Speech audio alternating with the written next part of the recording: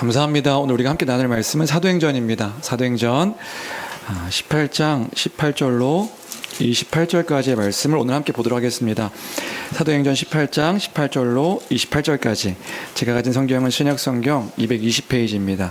신약성경 220페이지 사도행전 18장 18절로 28절까지입니다.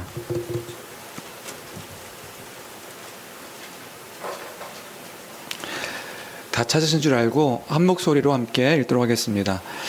함께 읽습니다. 시작. 바울은 더 여러 날 머물다가 형제들과 작별하고 배 타고 수리아로 떠나갈새 브리스길라와 아굴라도 함께하더라. 바울이 일찍이 서원이 있었으므로 갱그레아에서 머리를 깎았더라. 에베소에 와서 그들을 거기 머물게 하고 자기는 회당에 들어가서 유대인과 변론하니 여러 사람이 더 오래 있기를 청하되 허락하지 아니하고 작별하여 이르되 만일 하나님의 뜻이면 너희에게 돌아오리라 하고 배를 타고 에베소를 떠나 가이사랴에 상륙하여 올라가 교회 안부를 물은 후에 안디옥으로 내려가서 얼마 있다가 떠나 갈라디아와 부르기아 땅을 차례로 다니며 모든 제자를 굳건하게 하니라.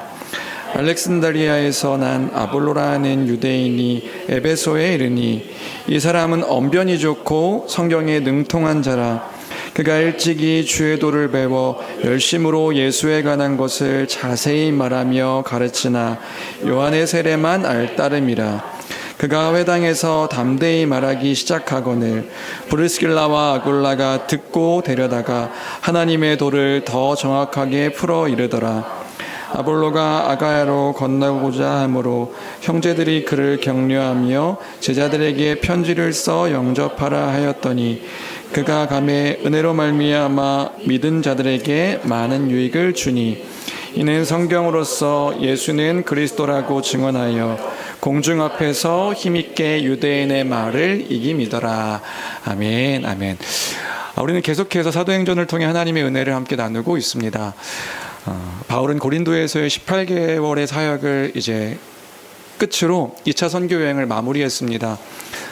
유럽에서도 하나님 나라의 그 복음, 십자가 복음이 선포되어지므로 그 주님의 교회가, 주님의 나라가 이렇게 시작되었다. 이 기쁜 소식을 이 예루살렘과 안디옥에 있는 교회에게 이제 알려서 함께 기뻐하기를 원했기 때문에 이제 고린도 사역을 마치고 이제 예루살렘에 있는 유대인들의 그 교회와 또 안디옥의 선교지를 파송한 그 선교지 교회에 이 하나님의 복음이 유럽 땅에도 선포되어서 하나님의 일하심이 이렇게 복되게 확장되었습니다. 이 사실로 함께 기뻐하기 위하여 2차 선교 여행을 마무리 지을 수 있게 되었습니다. 더불어서 이제는 바울이 없어도 고린도 교회에 은사를 따라 직분자들이 세워졌기 때문에 교회가 든든히 세워질 것이라는 것을 판단했기 때문에 이제 그 바울의 선교 여행을 마무리 짓고 이제 돌아갈 수 있게 되었다는 것이 지난주에 함께 나눴던 이야기입니다. 그래서 우리가 지난주에 그런 이야기를 함께 나눴습니다. 뭐냐면 바울의 이러한 선택은 명백한 하나님의 뜻 안에서 지혜를 따라 가장 선하고 가장 최고의 것을 선택한 그 선택의 문제였다. 이런 이야기들을 우리가 지난주에 함께 나눴었죠. A를 선택하는 것이 하나님의 뜻인지 B를 선택하는 것이 하나님의 뜻인지 우리는 알 수 없습니다. 왜냐하면 하나님의 뜻은 그렇게 알려지지 않기 때문에 그렇습니다.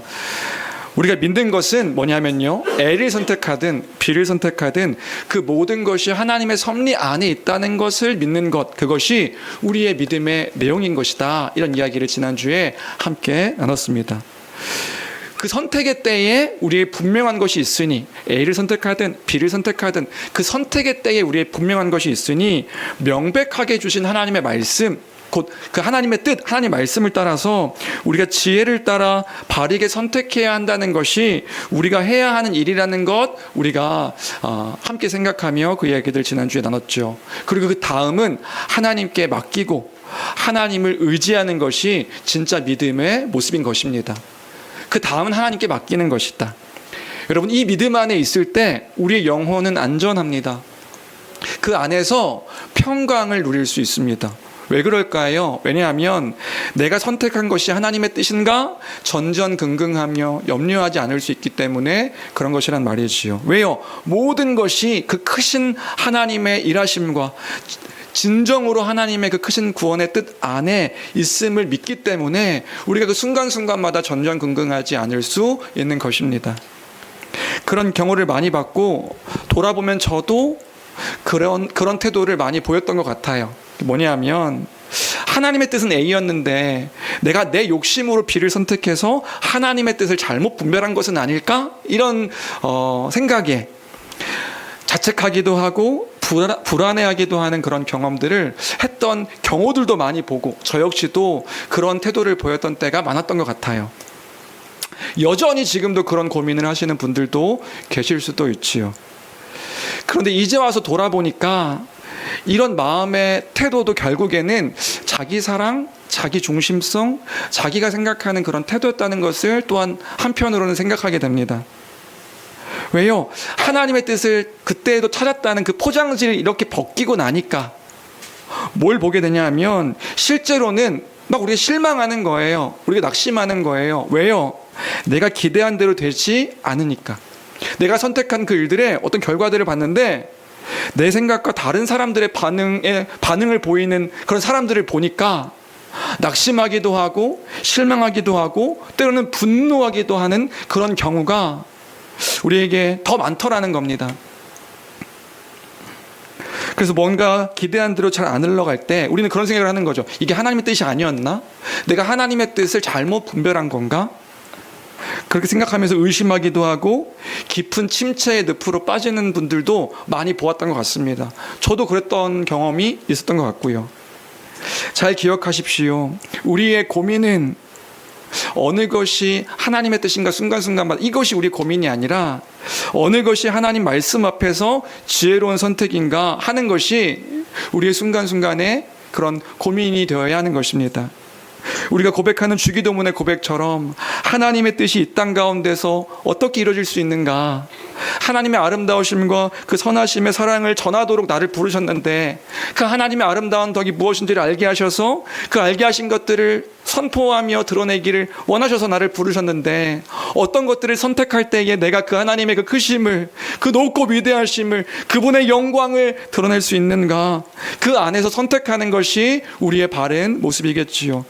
그리고 그렇게 선택했다면 우리가 그런 생각을 해야 되는 거예요. 이것이 지금 내가 선택할 수 있는 최선의 선택인 것이다. 왜요? 그 선택이, 지금 내가 선택한 그 선택이 하나님 말씀 안에서 내가 지금 생각할 때 가장 선하고 가장 좋은 것을 선택한 선택이었을 테니까요. 그러면 그것이 지금 내가 할 수 있는 최선의 최고의 선택인 것일 것이니 그 다음은 이 선택을 한 후에 그 모든 것들은 하나님께 맡기는 것, 명백한 하나님의 뜻 안에서 선택한 내 선택 안에 하나님께서 이 일들을 통해 하나님의 일하심들을 기대하며 하나님께 맡기는 것. 여러분 생각해 보십시오. 신자라면 말씀 안에서 고민하며 기도하고 선택하는 선택일 텐데, 신자라면요. 불신자는 막 선택하겠죠. 그런데 신자라고 한다면, 내가 믿는, 복음을 믿는 신자라고 한다면 그 안에서 고민하고 기도하며 선택하는 선택일 텐데, 사람들을 괴롭히고 비방하고 분노하고 거짓 전하는 그런 선택일 수 없는 거겠죠. 나의 선택이 그런 선택일 수는 없는 거겠죠. 하나님을 사랑하고 다른 사람들을 사랑하는, 섬기는 그런 선택이었다고 한다면 나의 최선의 선택이었다는 것을 우리가 믿고 기대하며 기억하며 그 다음은 하나님께 맡기며 하나님의 섭리를 의탁하는 삶, 하나님의 경영 가운데 있음을 기억하는 삶, 그것이 신자의 바른 태도라는 것을 우리가 다 함께 기억하는 이 아침이 되었으면 좋겠습니다. 그것을 기억하는 우리여야 된단 말이지요. 그때에 주의 손 아래에 있음을 기억하면서요, 성공 속에서도 하나님을 기억할 수 있는 거예요. 뭔가 그 선택한 것들 안에서 잘 되어지는 일들이 있을 때에 그때 우리가 기억하는 것은 뭐냐면 하나님을 기억하는 것이지요. 실패와 실수 속에서도요, 그때 우리는 하나님을 의지할 수 있는 것입니다. 이 일들 속에서도 여전히 함께 하시는 하나님, 때로는 우리가 선한 선택을 하지 못하는 때도 있을 수 있어요. 그럼 하나님 어떡하시지요? 우리의 좋은 아버지 되셔서 우리를 그저 내버려두지 아니하시고 우리에게 징계하시는 하나님이세요. 아버지는요, 그 자녀를 징계하십니다. 왜요? 바른 길로 인도하기 위해서요. 그래서 징계도 하나님의 섭리 안에 있는 그 뜻입니다. 모든 것이 하나님의 은혜 안에 있습니다. 그 하나님을 신뢰하는 우리가 되기를 주님의 이름으로 간절히 축원합니다. 그러한 삶을 살아가는 삶이다. 사실 제가 요즘 문득 그런 생각을 이제 하고 있거든요. 가끔씩 이런 생각을 합니다. 무슨 생각을 하냐면, 그때 내가 다른 선택을 했다면 나의 삶은 어떻게 바뀌었을까? 요즘 이제 왔다 갔다 이제 혼자서 이렇게 어떤 생각들에 이제 잠기게 될 때에 요즘 제가 그런 생각들을 하더라고요. 내가 이런 선택을 했다면 내 삶이 어떻게 바뀌었을까? 제가 대학을 선택하면서 신학교를 가야겠다고 선택을 할 때에 제가 총신을 이제 지원해서 가게 됐거든요. 그 총신을 가지 않고 장신이라고 하는 통합측 교단의 신학교를 갈 수도 있었습니다. 근데 선택 가운데 이제 합동에 속해 있는 신학교인 총신을 가게 됐단 말이지요. 총신을 가지 않고 장신을 선택했다면 내가 어떤 인생이 펼쳐졌을까? 제 아버지가 이제 우스갯소리로 항상 제게 얘기하셨던 게 있거든요. 내가 우리 아들을 총신 보내지 말고 장신 보냈어야 됐는데, 장신 보냈으면 우리 아들이 이렇게 꼴통이 안 됐을 텐데. 꼴통이라는 건 나쁜 의미가 아니라 이 보수적인 어떤 신앙 안에서 이 신학풍이 완전히 다르거든요. 약간 장신은 자유적인 어떤 그 신학의 어떤 그 모습들이 있어서 뭔가 고지식한 아들의 모습을 보면서 우리 아들이 고지식하지 않고 좀 더 이렇게 자유롭게 뭔가 생각할 수 있는 그런 아들이 됐을 텐데, 그러면서 저도 생각하는 거예요. 내가 만약 장신을 갔으면 어떤 나의 인생이, 목회 인생이 펼쳐졌을까? 어쩌면 목회를 안 할 수도 있었겠다는 생각도 들기도 하고요.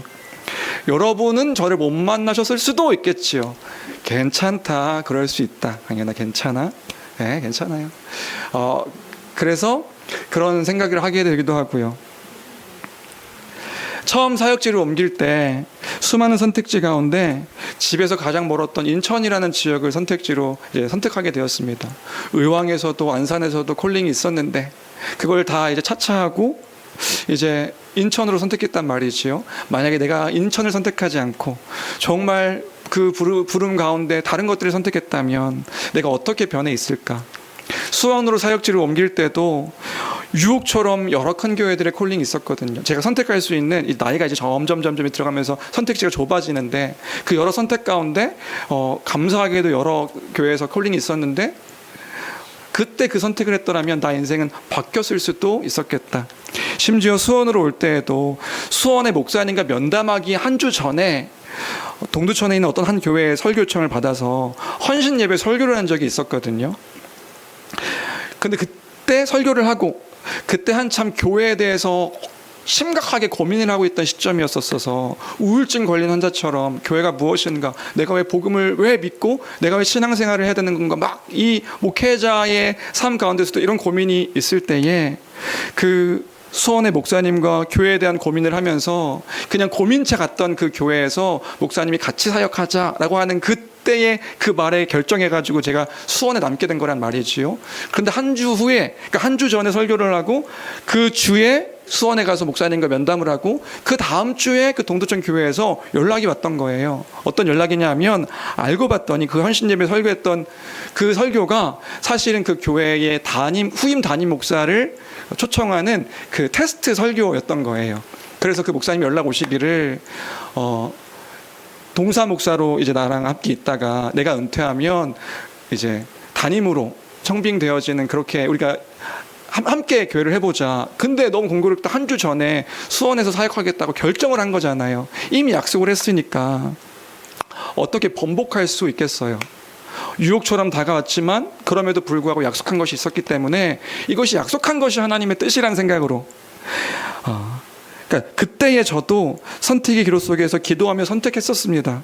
그때는 그 선택이 저의 그 상황 속에서 하나님의 뜻이라고 생각하면서 그런 결정들을 했단 말이지요. 그런데 너무 웃긴 건 뭐냐면 그렇게 선택했을 때마다 언제나 그랬던 것 같아요. 뭐냐면 분명히 하나님의 뜻이라고 생각하고 선택했는데 그 선택 후에는 조금의 시간이 지나고 나서 후회하고 갈등하고 원망하고 낙심하고 내가 왜 이 선택을 했는가, 도대체 하나님의 뜻이라고 해서 선택했는데 내가 왜 결정을 했는가, 이런 고민들이 계속해서 반복해서 있는 것을 보았던 보온 시절들이 저에게도 있었습니다. 왜요? 하나님의 뜻이라고 생각하고 나를 포기하고 결정했는데 기대했던 것들과 항상 다르게 흘러가니까요. 다른 일들로 펼쳐져 가니까요. 그래서 습관처럼 그렇게 결정하고 나서 3개월 후에는 내가 이런 기도하고 있을 것이라는 걸 이제 알게 됐어요. 무슨 기도요? 너 왜 여기 보내셨냐고. 내가 하나님 뜻인 줄 알고 선택하면서 왔는데 왜 하나님 왜 이런 선택을 하게 하셨냐고 매번 이렇게 기도하고 있는 거예요. 그러면 무엇이 문제였겠냐 말이지요. 무엇이 문제였냐면 사실은 하나님의 뜻이라고 생각했던 그 모든 것이 결국은 내 선택이었던 것입니다. 내가 선택했던 것이지요. 하나님의 뜻이라는 것을 저 역시도 오해하고 있었던 거예요. 그런데 이제와 돌아보니 무엇을 알게 되는 거냐면 하나님은 이런 나의 모든 선택 속에서 구원의 일들을 이뤄가고 계셨고 그 구원의 일들 속에서 개인적으로는 하나님을 더욱더 풍성하게 알고 그 거룩하게 하시는 그 거룩의 그 모습들을 그 성화의 과정들을 이뤄가고 계셨음을 보게 되어지며 믿게 되어지며 고백하게 되어진 것이란 말입니다. 그런 것들을 보게 되는 거예요. 그래서 어떻게 됐어요? 결국에는 이 모든 선택들의 결과로 여러분들을 만나게 되었고 이 교회 안에서 복음을 따라 살아가는 이 사랑스러운 교회를 만나게 되었으니 하나님의 인도하심이 이런 인도하심이구나 하는 것들을 이제 비로소 보게 되는 것이란 말이지요. 그리고 앞으로 어떻게 흘러갈지는 알지 못해요. 어떤 일들이 우리 교회 가운데 펼쳐질지는 알지 못합니다. 그런데 여전히 믿는 것은 뭐냐면 이 모든 것들을 통하여서 하나님의 구원의 일들은 반드시 이루어질 것이고 하나님의 거룩하게 하심, 그 각자를 향한 하나님의 거룩하게 하심은 반드시 하나님께서 이뤄갈 것이니 그 섭리를 믿는 것이 우리의 신앙이라는 것, 우리의 믿음이라는 것, 이 아침에 기억하는 우리가 되기를 주님의 이름으로 간절히 축원합니다. A가 하나님의 뜻인지 B가 하나님의 뜻인지 하나님의 A와 B로 하나님의 뜻을 구분하게 하지 않으셨으니 우리로 명백한 하나님의 뜻 안에서 지혜를 따라 우리에게 선택하게 하셨으니 내가 지금 이 순간에 하나님의 뜻을 선택한 것이 아닌가? 전전긍긍하며 불안해하지 않고 모든 것이 그 크신 하나님의 그 뜻 안에서 하나님의 섭리와 그 섭리가 하나님의 경영이거든요. 하나님의 인도하심이거든요. 그 인도하심 아래 내가 있음을 기억함으로 하나님께서 이 모든 선택을 통해 구원의 일들을 반드시 이루신다 기억하는 교회가 되기를 주님의 이름으로 간절히 축원합니다. 그걸 기억하는 이 아침이 되었으면 좋겠습니다. 그런 맥락을 이해할 수 있다면, 잘 이해할 수 있다면 오늘 본문의 브리스길라와 아굴라 부부의 그 사역 속에서도 하나님을 우리가 볼 수 있게 되어지는 것입니다. 우리가 지난주에 사실 18절부터 내용을 좀 보긴 했는데 다시 한번 보기를 원하는 것은요, 이제 브리스길라와 아굴라 부부의 어떤 관점으로 좀 이 본문을 연결시켜서 살펴보기를 원하는 거예요. 우리 18절 보면요, 18절의 핵심은요, 중심 인물은 바울이에요. 바울의 2차 선교 여행의 마무리입니다. 그런데 공교롭게도 여기에 브리스길라와 아굴라 부부 이야기가 함께 나오는 거예요. 이 부부도 바울과 함께 고린도를 떠났다고 이야기하는 거죠. 18절 말씀 같이 함께 읽어볼까요? 함께 읽겠습니다. 시작. 바울은 더 여러 날 머물다가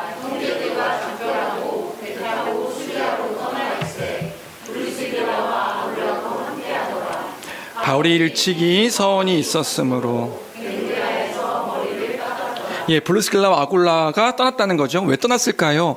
이제 바울과 함께 선교 여행을 본격적으로 함께하기 위해서 고린도에서의 생활을 접고 이 바울과 함께 선교 여행을 떠나는 것이 18절의 이야기인 거죠. 그리고 19절입니다. 19절에 그 고린도에서 배 타고 떠나서 아시아 주의 중심 도시인 에베소에 도착했을 때 바울은요, 브리스길라 아굴라 부부에게 여기 머물라고 권면합니다. 자기는 떠나면서 브리스길라 아굴라 부부에게는 여기 머물라고 권면하는 거예요. 그 19절 말씀인데 우리 같이 함께 읽어보겠습니다. 함께 읽습니다. 시작. 에베소에 와서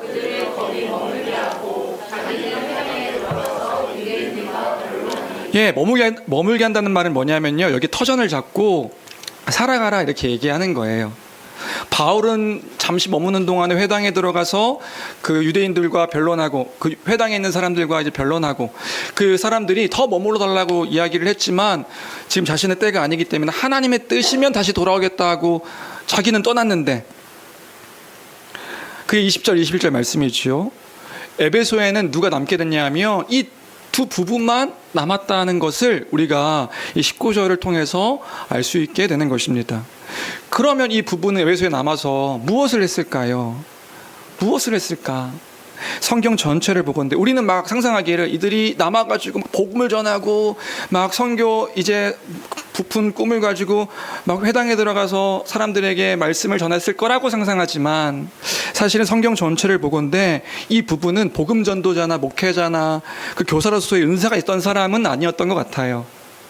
그래서 그 부부의 기록이 있는 성경을 보면요, 바울처럼 회당에서 설교를 했다거나 강론을 했다거나 변론을 했다거나 이런 이야기가 없습니다. 그럼 무슨 기록이 있냐면요, 아마도 이 부부는 자신의 집을 교회 예배당으로 내어주고 가정으로 교회를 섬기면서 이제 성도들을 돌보는 그 은사를 따라서 다른 지체들을 이제 섬기는 일을 했던 것이 이 브리스길라와 아굴라 부부의 사역이었던 것 같아요. 무슨 말인지 되세요? 이 은사를 따라서 우리가 할 수 있는 것들이 다 다르다고요. 근데 브리스길라 아굴라 부부는 이제 바울을 전체적인 그 선교 사역을 봤더니 바울의 선교 여행을 돕는 자, 물질적으로든 가정에 어떤 공간을 내어줘서 사람들에게 교회로 섬기게 했던 그 섬기고 돌보는 일들을 감당했던 사람들이 이 브리스길라와 아굴라 부부였던 것 같아요. 그러면 이 부부가 이 에베소에 남아서 한 일은 무엇인가요?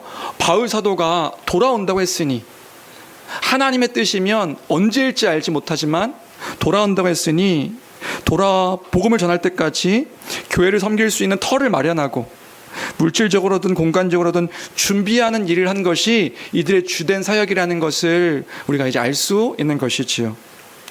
그런데 중요한 건 뭐냐면요, 바울이 언제 올지는 모르는 거예요. 기약이 없어요. 왜요? 하나님의 뜻이라면 돌아오겠다고 했으니까. 하나님의 뜻이 어떻게 펼쳐질지 어떻게 알아요? 당장은 모르는 거예요.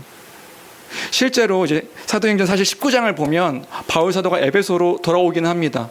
그런데 얼마만큼의 시간이 걸렸는가 대략적으로 생각해 보면 짧게는 수개월, 길게는 1년에서 2년 정도의 시간 후에 바울 사도가 에베소로 돌아오는 것을 볼 수 있어요.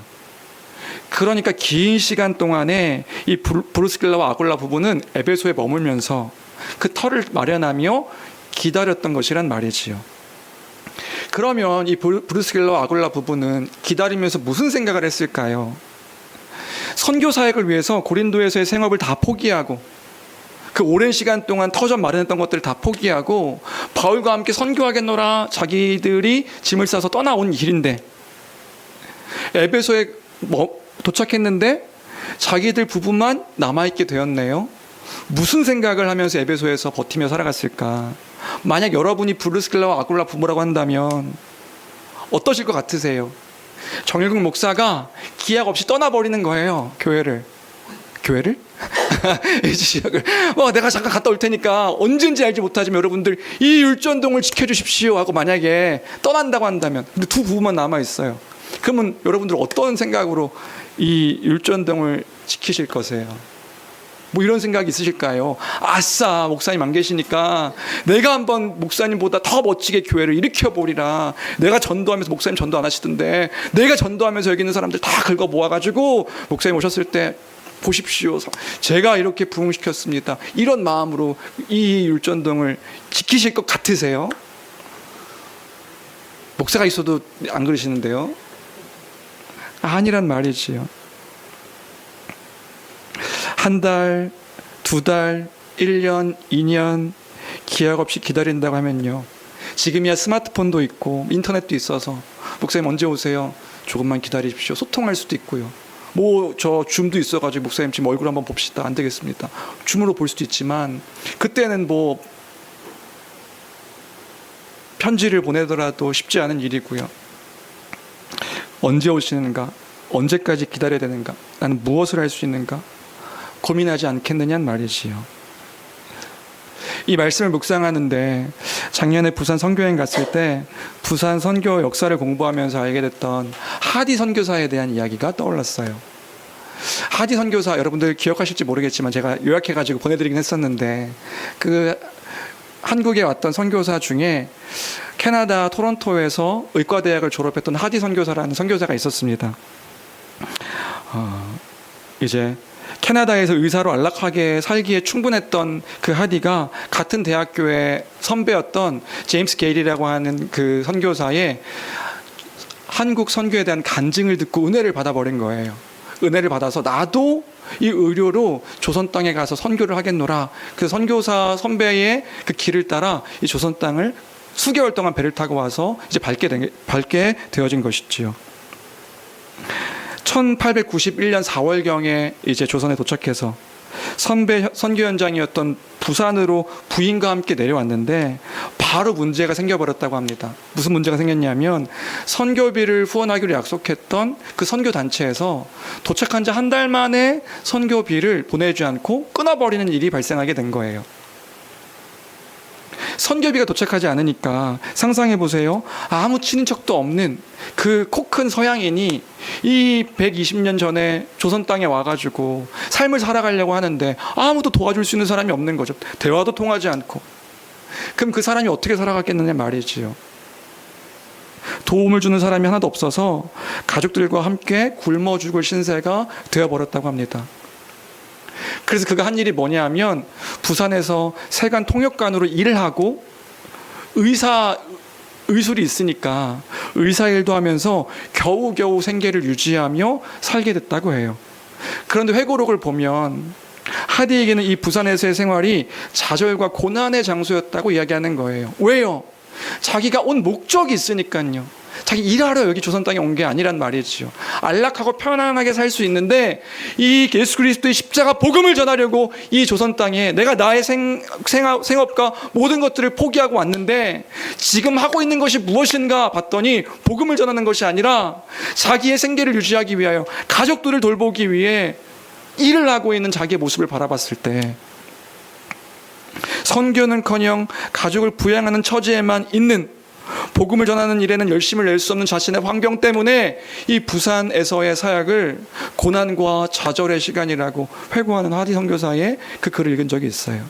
내가 도대체 무엇 하고 있는가? 그래서 부산 사역을 접고 다시 한번 열심을 내서 강원도로 선교 사역을 떠났다고 해요. 그런데 강원도에서도 그 선교 사역이 실패해 버렸다는 거죠. 이 브리스길라 아굴라의 일들을 묵상하는데 이 하디 선교사의 그 사역이 함께 오버랩되면서 떠올랐어요. 브리스길라 아굴라가 에베소에 남게 되었을 때 어떤 생각을 하게 됐을까? 누가 아는 사람이 있는 것도 아니고 이제 막 새로운 삶을 시작해야 하는 그런 부부였단 말이지요. 그들의 삶이 풍족했겠습니까? 아니겠지요. 그런데 함께 온 바울은 떠나버리고요. 무엇을 해야 할지, 어떤 일부터 해야 될지 그들의 삶 자체가 쉬운 삶이 아닌 것이란 말이지요. 물론 브리스길라 아굴라 부부가 그 땅에 도착해서 복음을 선포하며 전했을 수도 있지요. 그런데 성경은 이들의 사역 자체를 성공적인 사역으로 기록해 놓고 있지 않습니다. 아마 그 사역은 실패하는 사역이었을 것 같아요. 왜요? 19장에 보면 바울 사도가 도착했을 때 그때야 비로소 하나님 나라의 복음과 회당에서 많은 사람들의 주의 말씀을 듣는 이야기들이 기록되어져 있거든요. 그러면 그 전까지 브리스길라 아굴라의 그 사역은 아무것도 보이지 않는 미비한 사역이었다는 것을 보여주고 있는 것이지요. 사람들이 여전히 복음을 알지 못하는 거예요. 복음을 모르는 거예요. 그 말인즉슨 이 브리스길라 아굴라 부부의 사역이 그렇게 크지 못했다. 어쩌면 그 전도의 삶을 살지 않았을 수도 있는 거죠. 그러면 그때의 이 부부는 고민이 생기지 않겠느냐는 말이에요. 이것이 맞는가? 여기에서의 신앙을 지키는 삶이 옳은 선택이었는가? 부부 개인들로는 그런 고민이 충분히 있을 수 있었던 것이란 말입니다. 그런데 성경에서 이런 이야기를 해주고 있는 거예요. 이야기를 이렇게 멈추지 않고 있으니 그게 18장 후반부의 이야기입니다. 기가 막힌 만남이 있었다. 이 얘기를 설명해 주고 있는데 어떤 만남입니까? 아볼로와의 만남입니다. 24절인데요. 24절 함께 읽어볼까요? 이 부부가 에베소에 머물러 있을 때 이 아볼로라는 사람이 에베소로 오게 됐다. 이 얘기를 하고 있는 거예요. 24절 같이 읽겠습니다. 함께 읽습니다. 시작. 알렉산드리아에서 난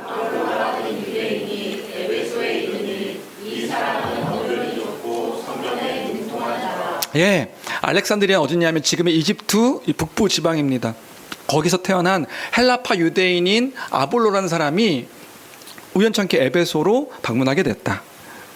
에베소였는데 그를 표현하기를 그는 언변이 좋았대요. 언변이 좋다는 게 무슨 의미냐면 두 가지 의미가 있는데 하나는 학문적 지식이 뛰어났다 이런 의미를 가지고 있는 단어고요. 또 하나는 수사학적인 능력이 뛰어났다 이 의미를 가지고 있는 단어입니다. 그러니까 이 아볼로는 어떤 사람이냐면 학문적으로 지식이 뛰어났다는 사람, 엘리트였던 거죠. 또 한편으로는 말을 엄청나게 잘하는 사람, 수사학적으로 다른 사람들을 울리고 웃기고 할 수 있는 그 감동적인 그 말들을 잘했던 사람이 이 아볼로였다. 그러니까 이 사람이 말하면 사람들의 마음을 흔들 수 있는 거예요. 설교자인데 탁월한 어떤 설교자의 기질을 갖고 있는 거죠. 어떤 말을 하면 사람들이 그 말을 듣고 막 감동을 받아요. 막 기뻐해요. 이야, 저 사람 말하는 거 진짜 너무 대단한데? 그렇게 뛰어났던 사람이 이 아볼로. 구약 성경에도 능통한 사람이었다고 하네요. 그리고 25절입니다. 25절도 같이 함께 읽어볼까요? 함께 읽겠습니다. 시작. 그가 일찍이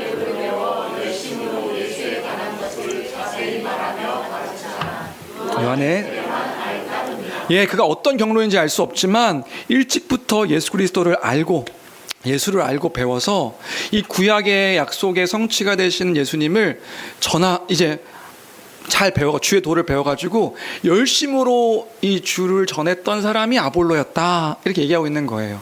그럼 얼마나 잘 전했겠어요. 막 회당에 들어가서 생동감 있게 막 전하는 그런 그림들을 떠올릴 수가 있는데 문제는 뭐냐면 요한의 세례밖에 알지 못하는 상태였다 이렇게 얘기하고 있는 거죠. 그럼 여기서 요한의 세례가 뭐냐?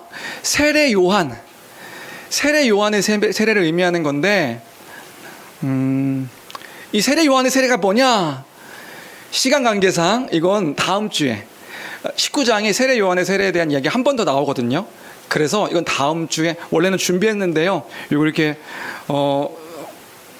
이렇게 써놓고 보니까 이거 했다가는 여러분들 큰일 나요. 그래서 다음 주에 이 세례 요한의 세례가 뭔지를 우리가 사도 바울이 도착해서 에베소에 있는 사람들을 만나는데 그 사람들 또한 세례 요한의 세례만 알고 있었던 사람이었거든요. 그래서 그 얘기할 때 또 한번 이렇게 정리하도록 하겠습니다. 중요한 건 뭐냐면 아볼로가 불완전하게 복음에 대해서 이해하고 있었다는 거예요. 그러면 그가 이해했던 그 불완전한 복음의 내용이 뭔데? 간단하게만 한 가지만 이야기하면 세례 요한의 세례는 그 하나님의 종말의 심판을 강조하는 그런 메시지의 세례였어요. 그러니까 아직 예수님이 오시기 전에 전했던 그 구약의 선지자여서 마지막 선지자거든요. 마지막 선지자여서 그 구약의 약속을 따라 하나님의 종말을 선포했던 선지자가 세례 요한이었던 거예요. 그래서 마태복음 3장 1절부터 2절까지를 보면 우리에게 우리 복음을 배운 우리에게 익숙한 메시지 하나가 이 세례 요한의 선포의 메시지였다는 것을 알 수 있는데요. 우리 마태복음 3장 1절 2절 같이 함께 읽어볼까요? 그럼 깜짝 놀라실 거예요. 함께 읽겠습니다. 시작. 그때의 세례 요한이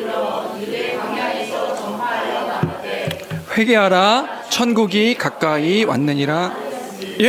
지금 뭐라고 얘기하고 있다고요? 회개하라 천국이 가까이 왔느니라. 근데 이거 사실 누가 우리는 선포한 걸로 알고 있죠? 요한? 예수님께서 처음 그 복음을 선포했던 그 메시지, 처음 공생의 사역을 시작하시면서 선포했던 메시지가 뭐냐면 이거잖아요. 회개하라 천국이 가까이 왔느니라. 근데 예수님께 선포하시기 전에 세례 요한이 먼저 이 동일한 메시지를 선포했단 말이에요. 회개하라 천국이, 하나님의 나라가 가까이 왔느니라.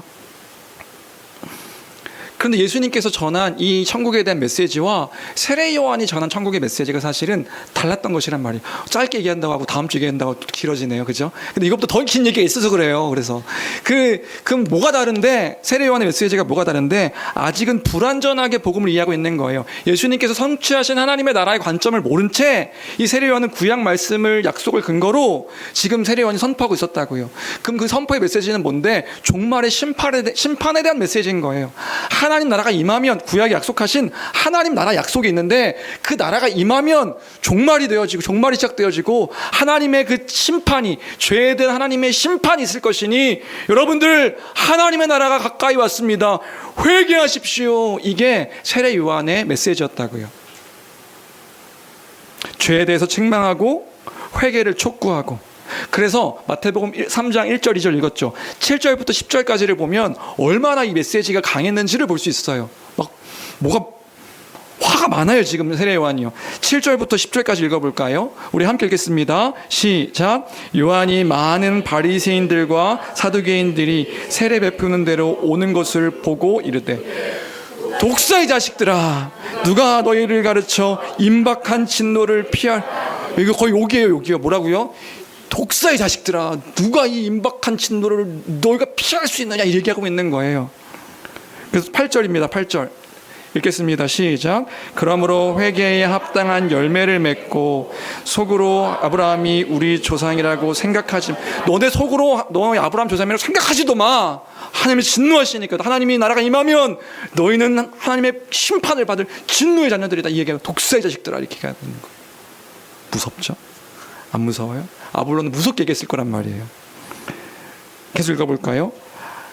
함께 읽겠습니다. 시작. 내 이르노니 하나님이 능히 이 돌들로도 아브라함의 자손이 되게 하시리라. 좋은 열매를 맺지 아니하는 나무마다 찍혀 불에 던져지리라. 너네 불에 던져질 거야. 이 얘기를 막 세례 요한이, 하나님 나라가 임하면 너에게 반드시 심판이 임할 것이다, 이런 메시지를 선포한 것이고, 아볼로가 이 세례 요한의 세례를 이해했다면, 그래서 이 세례를 이해해서 회당에서 전했다고 한다면, 아볼로가 전했던 메시지는 이 진노와 심판에 대한 메시지였을 것이란 말이에요. 근데 말도 잘해. 언변이 뛰어나요. 막 수사학적으로 이것들을 막 마치 불이 앞에 있는 것처럼 불을 막 보이면서 선포했던 그 메시지를, 그럼 사람들을 생동감 있게 전하니까 두렵게도 하고 슬프게도 하고 회개의 길로 인도하지 않았을까, 막 전을 시키지 않았을까 싶은데, 이걸 전하는 것을 이제 회당에서 브리스길라와 아굴라 부부가 본 거죠. 보고 너무 귀한 열심이지만 부족한 복음의 내용일 수밖에 없기 때문에, 그래서 한 게 뭐냐? 그 강론을 끝마쳤을 때에 26절입니다. 26절 말씀 같이 함께 읽어볼까요? 18장 26절 함께 읽겠습니다. 시작. 그가 회당에서 담대히 말하기 시작하거늘 브리스길라와 아굴라가 듣고, 예, 그래서 이 브리스길라 아굴라 부부가 뭘 알려줬냐면, 이 얘기를 당연히 전했겠죠. 하나님 나라의 복음의 성취가 무엇인가, 예수 그리스도의 십자가와 부활로 말미암아 승천하셔서 지금 하나님께서 예수 그리스도의 십자가를 통해서 이루신 것이 무엇인가를 전해주고, 그 성령을 보내셔서 하나님의 나라가 이 땅 가운데 임하여 그 복된 그 죄와 진노와 심판 가운데서 구원하신, 맞죠? 진노와 심판이 임했죠. 어디에요? 예수 그리스도의 십자가예요. 십자가에 임하여서 이 예수 그리스도를 믿는 자마다 멸망치 않고 하나님의 진노의 그 형벌 가운데 있지 아니하며 구원 가운데 하나님의 복된 나라의 백성이 되게 하셨다는 그 새 창조의 일들을 이제 브리스길라 아굴라 부부가 이 아볼로에게 전해주어서 하나님의 도를 더 정확하게 풀어주었다, 그 얘기를 해주고 있는 겁니다. 이 복음의 소식을 듣고 아볼로가 어떻게 반응했을까요? 예, 구원의 자유함을 누린 겁니다. 일찍이 주의 도를 들어서 예수로 하나님 나라가 임했다는 것은 알았는데, 그것도 기쁜 일이었지만 더 풍성한 복음의 내용을 듣는 거예요. 아볼로도 그랬겠죠. 여전히 요한의 세례만 알았기 때문에 자신도 두려움 가운데 전전긍긍하며 살았을 거란 말이에요. 왜요? 하나님의 진노가, 심판이 나에게도 임할 수 있으니까요. 내가 제대로 살지 않아서 하나님의 진노와 심판 가운데 있으면 어떻게 하나 전전긍긍할 수 있었을 텐데, 이제는 그리스도 안에서 모든 것이 이루어져서 우리에게는 심판이 아니라 구원의 복됨이 있습니다. 이 사실을 알게 되었으니까, 하나님 나라의 임함이 이미 시작됐던 걸 알게 되었을 때에 그 복된 복음의 소식을 더 담대하게 전할 수 있는 그 아볼로의 사역의 모습이 되었을 것이란 말이지요. 그러니까 27절에 어떻게 되는 거예요? 아볼로가 아가야로 건너가고자 했습니다. 아가야가 어딘데요? 아가야는 좀 전에 바울과 그 브리스길라 아굴라가 왔던 그 고린도 지역을 이야기하는 거예요. 그가 고린도 지역으로 떠나가게 됩니다. 그래서 뭘 했는데요? 27절, 28절 말씀 우리 마지막으로 같이 함께 읽어볼까요? 함께 읽겠습니다. 시작. 아볼로가 아가야로 건너가고자 하므로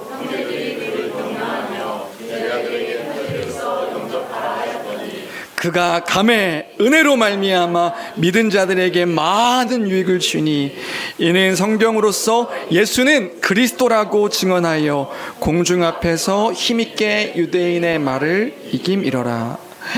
그 전해진 복음이 더 풍성한 진리의 검이 되어서 고린도에 있는 사람들에게 담대하게 이 구원의 복음을 전하니까 그 은혜로 말미암아 믿는 자들에게는 더 많은 유익을 주고요. 또 바울 이후에 믿는 이 아볼로가 와서 얼마나 생생하게 이 복음을 전했겠어요. 예수를 그리스도라고 전하면서 공중 앞에서 힘있게 전하니까 이 유대인들을 이 말로 이기더라. 그래서요, 고린도 땅에 구원의 복음이 다시금 선포되는 이야기로 18장이 끝나는 것을 볼 수 있습니다. 여러분 기억하시나요? 고린도는요, 수사하게 발전된 도시였다고요. 이 아볼로의 뛰어난 그 언변과 그 진리에 대한 설명들에 아마 고린도 사람들은 많은 사람들이 반응했을 거예요. 그래서 고린도전서를 보면요, 어떤 사람들은 바울보다 아볼로를 더 좋아하는 사람도 있었다고 해요. 그래서 파가 갈리기도 했죠. 나는 아볼로파야, 나는 바울파야, 나는 게바파야. 그만큼 이 복음에 대해서 잘 전했던 사람이 아볼로다. 여러분 그렇잖아요. 이 시대도 그렇고 자신을 감동시키는 사람들의 말을 막 좋아하니까요. 언변이 뛰어난 목회자들의 어떤 그 설교를 좋아하죠. 아볼로가 그 사람들에게 큰 유익을 주었다는 것이 28절의 이야기입니다. 여기까지가 18장의 내용인 거예요. 여기까지 내용을 이해했으니까 여러분과 나누고 싶은 내용으로 다시 돌아와서 이런 질문을 해보고 싶습니다. 그래서요, 18장까지 지금 누가가 이 일을 기록하고 있는데 지금 이 일을 통해서 누가가 뭘 말하고 싶은 거냔 말이지요.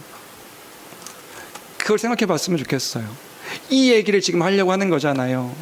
에베소에 남아있는 브리스길라와 아굴라를 통해서 아볼로에게 더 분명한 그 복음의 내용들이 전달되게 되었고, 그 하나님의 도가 더 분명하게 풀어져서 전달되게 되었고, 그 은혜의 풍성함을 누리게 된 아볼로는 더 담대하게 이 복음의 진리의 검으로 이 고린도에 가서 그 하나님 나라의 그 풍성함, 그 예수 그리스도의 십자가로 말미암아 이루신 이 일들의 그 하나님의 도를 풍성하게 전하게 되었으니, 그 하나님의 그 일들이 이렇게 펼쳐지게 되었다, 이 이야기를 지금 18장에서 이야기하고 있는 거 아니냔 말이에요.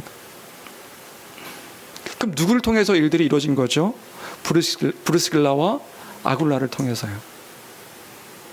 하나님의 뜻이 이 두 부부를 통하여서 이렇게 나타나게 되었다. 그래서 이 두 사람이 에베소에 남은 것은 그냥 우연한 선택이 아니었고, 그들은 선택한 것일 수도 있는데 우연한 일이 아니었으며, 하나님이 이 선택을 사용하여서 한 사람을 만나게 하심으로 그 한 사람을 만난 것 때문에 고린도 지역에 이 교회에 큰 유익을 주는 일들을 있게 하셨다. 이 이야기가 18장의 이야기임을 기억할 때에 에베소에서의 삶이, 이 부부 에베소의 삶이 결코 헛된 일이 아니었음을 우리는 볼 수 있는 것이란 말입니다. 하나님께서 이 남음으로 구원의 큰 일들을 이뤄가셨고, 또 그 교회를 든든히 세우시는 데에 사용하며 구원의 일들이 이루어졌다는 것을 우리는 바라볼 수 있는 것이란 말이지요. 그럼 이렇게 그래서 브리스길라와 아굴라의 그 활동은요, 성경에 여기만 기록되어져 있어요. 구체적으로 여기에만 기록되어져 있어요. 그러면 이 일을 위해서 부부가 에베소에 남았다라고 볼 수도 있는 것이겠네요. 브리스길라 아굴라의 하루하루의 삶이 어떠한 삶이었는지 우리 알 수 없습니다. 수많은 일들 가운데 선택하며 하루하루를 살아갔겠지요. 그런데 성경을 통해서 우리가 알 수 있는 건 뭐냐 하면 하나님의 섭리 가운데 하나님의 일들을 하나님께서는 이뤄가고 계셨다는 것을 우리는 볼 수 있는 것이란 말이에요. 주 안에 사랑하는 성도 여러분, 이 아침에 그 하나님을 신뢰하는 우리가 되기를 주님의 이름으로 간절히 축원합니다. 다시요, 오늘 이 브리스길라 아굴라 그 부부와 이 아볼로의 만남은 성경에 보면요, 뭔가 극적인 만남처럼 제가 설명하기도 했고 보이기도 하는 것 같아요. 그런데요, 우리의 그 시선을 브리스길라 아굴라의 시선으로 좀 바꾸면요, 그 부부의 인생에서 봤을 때 이 만남은 평범한 만남일 수도 있습니다. 에베소에 머물렀는데 그 머물렀던 어떤 때에 우연찮게 갔던 회당에서 아볼로를 만나게 된 거예요. 열심히 열변하며 그 세례 요한의 세례를 따라 예수를 전한 아볼로를 만나게 된 것이지요. 그 평범한 만남이 복음을 전함의 접점이 되어서 하나님의 일하심을 보게 되었다 하는 것을 우리가 성경을 통해서 기억할 때에 어떻게 보면 그 선택이 이 부부에게 있어서는 실패일 수도 있고 실수일 수도 있고 힘겹게 선택한 선택일 수도 있지만 하나님의 일하심을 보는 귀한 도구였다는 것을 우리가 바라볼 수 있게 되는 것이란 말입니다. 이 모든 것이 하나님의 영광을 드러내는 하나님의 섭리 속에서의 일들임을 기억할 때에 우리의 삶도 마찬가지입니다. 그 모든 선택의 일들 속에서 하나님은 여전히 일하고 계시고 그 일들 속에 우리를 인도하고 계시며 그 구원의 그 견인으로 끝까지 우리를 돌보신다는 사실을 잊지 아니하며 순간순간 하루하루를 살아가는 그리스도의 그 몸된 교회 되기를 주님의 이름으로 간절히 축원합니다. 우리가요, 그런 존귀한 자란 사실을 잊지 아니하는 교회가 되었으면 좋겠어요. 말씀을 정리할까요? 예, 우리가 누구입니까? 어떤 사람들입니까? 우리가 이번 주에 EDL 스쿨 우리 아이들과 다시 복습하면서 기초 세계관, 하나님 앞에서 나는 누구인가 함께 나눴어요. 하나님 앞에서 여러분들은 어떤 사람들입니까? 어떤 존재입니까? 무엇을 믿으며 살아가십니까? 하나님 앞에서 특별하고 존귀하게 창조된 사람들이에요. 예, 그래서 우리가 특별하고 존재한 자들입니다. 근데 심지어 그 특별하고 존귀하게 창조된 우리가 죄로 말미암아 하나님의 형상과 하나님의 복들을 많이 잃어버리는 그런 상태가 되었다고요. 하나님의 주인 되심을 거부한 채 제멋대로 제 마음대로 살아갔던 그 원수되었던 우리의 모습이 되었던 것이란 말입니다.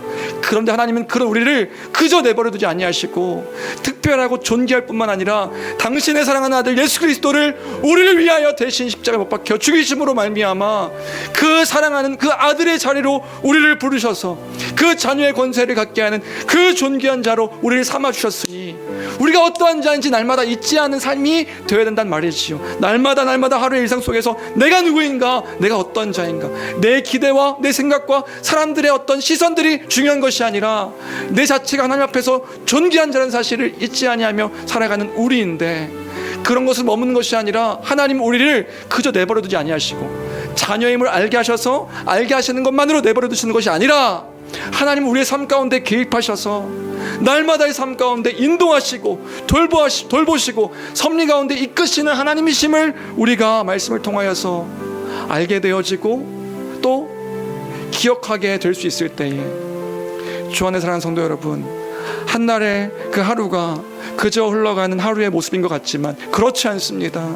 하나님의 구원의 일들을 보게 하시는 한날임을 기억하여서 하나님의 크신 섭리 안에 있다, 내가 그 안에 있다 잊지 아니하는 주의 몸된 교회 되기를 주님의 이름으로 간절히 축원합니다. 그 하나님을 신뢰함으로 오늘도 내일도 그 안에 있음을 감사하며 찬양하는 교회가 되었으면 좋겠습니다. 이 사실을 기억하며 우리 함께 찬양하기를 원하는데요.